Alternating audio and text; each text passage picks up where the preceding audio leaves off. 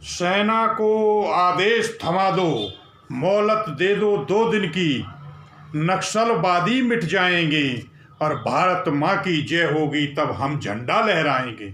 दोस्तों, मैं डॉक्टर चौबे, आज बड़ा दुख का दिन है और मैं लेकर के आया हूँ शहीद के परिवार का खालीपन, वो सूनापन, ऐसा दुख और दर्द सीने में, जिस खालीपन को, जिस दर्द को ना हम भर सकते हैं, ना आप और न कोई सरकार।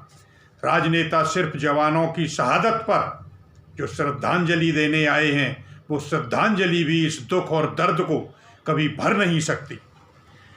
नक्सलियों के टॉप कमांडर हिड़मा को घेरने के लिए गए थे सुरक्षा बलों के 2000 जवान। हिड़मा का नाम हिडिंबा राक्षसी के नाम के आधार पर आप देख लीजिए। और जौनागुड़ा में नक्सलियों ने अचानक हमला किया, रॉकेट लॉन्चर से भी हमला किया गया, जिसमें हमारे जवान शहीद हुए। पुलिस के मुठभेड़ में बड़ी संख्या में 2000 जवान हमारे जब जवान गए और इन्होंने इधर उधर टुकड़ियों में जाकर के वहाँ पर घेरा लगाना चाहा, तो ये सबसे बड़ी चाल थी हिड़बा की, जो 40 लाख का इनामी है। उसने झूठी अफवाह फैला दी कि इस जंगल में जो है हिड़मा छिपा हुआ है, और हमारी CID की, CBI की जो रिपोर्ट थी वो सही नहीं रही और वहाँ पर हिड़मा नहीं था। उसने एक अफवाह फैलाई थी जिसके कारण जो है जवान आए।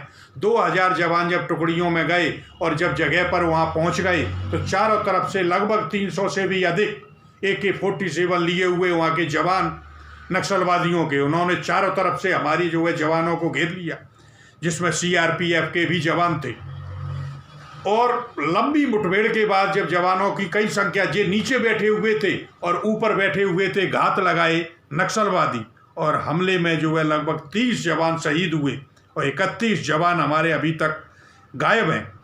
तो इन छत्तीसगढ़ में सुकमा जिले के जंगलों में नक्सलियों के हमले में सुरक्षा बलों के कई जवान जो है जब हमारे मारे गए, और टेकलगुड़ा के जंगल में जब इस मुठभेड़ को अंजाम दिया गया तो मुठभेड़ के बाद नक्सलवादियों ने जवानों के शवों से हथियार लूटे, उन्होंने जूते और कपड़े लूटे हैं और उनके हथियारों को छीन करके और राइफलें उनकी ले गए, AK-47 भी वहाँ से ले गए। ये कोई इसी समय ये हमला करते, जब कहते हैं पतझड़ का मौसम आता है, उसी समय ये अपनी प्रैक्टिस करते हो। पिछली बार भी ऐसा ही हुआ था। तो इस पतझड़ के मौसम में जब वो इसका लाभ उठाते हैं, जिससे जवानों ने दिखने लगते हैं, तो पतझड़ के मौसम में हमारी एयरफोर्स को भी तो जवान दिख सकते हैं ऊपर से कि नक्सलवादी कहाँ छिपे हुए हैं।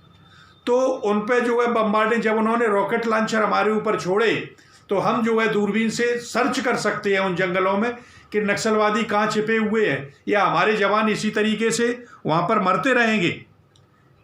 23 मार्च को भी नक्सलवादियों ने नारायणपुर जिले में पुलिस की बस को उड़ा करके और 5 जवानों को जो है इस तरीके से मारा था। नक्सली पर हर साल 8 मार्च को टेकलीकर काउंटर ऑफेंसिव कैंपन शुरू करते हैं और इसी बीच जो है पुलिस वालों पर हमला करते हैं। तो इस तरीके से हमारे जो है हमले इसी तरीके से होते रहेंगे। क्या जवान हमारे इसी तरीके से शहीद होते रहेंगे? इस तरीके से सरकार को अपना जो है पैंतरा बदलना पड़ेगा और हेलीकॉप्टर से इनको सर्च करवा के जो है नक्सलवाद हमेशा के लिए ख़त्म करना होगा। क्योंकि अगर इसी तरीके से अगर ये चलता रहा तो हमारे नवयुवक जो भर्ती होने के लिए जाते हैं वो किस तरीके से जो है यही सोचेंगे। अभी कुछ जवान इनमें से जो है होली की छुट्टी काट कर भी गए थे। जब वहाँ पर इतने जवान इकट्ठे हो गए तो शनिवार की शाम को जो है 12 जवानों को जगदलपुर लाया गया और यहाँ इनका पोस्टमार्टम किया गया।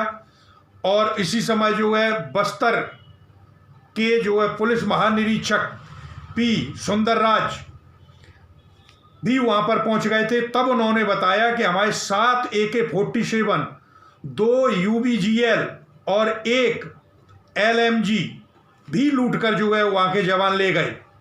लापता जवान CRPF कोबरा 210 बटालियन का राकेश्वर सिंह मनहास जो लापता है, जवान जम्मू कश्मीर का रहने वाला है। घटना के बाद जो है यहाँ पर नेता लोग भी पहुँचने लगे और CRPF के महानिदेशक कुलदीप सिंह भी छत्तीसगढ़ पहुंच चुके हैं।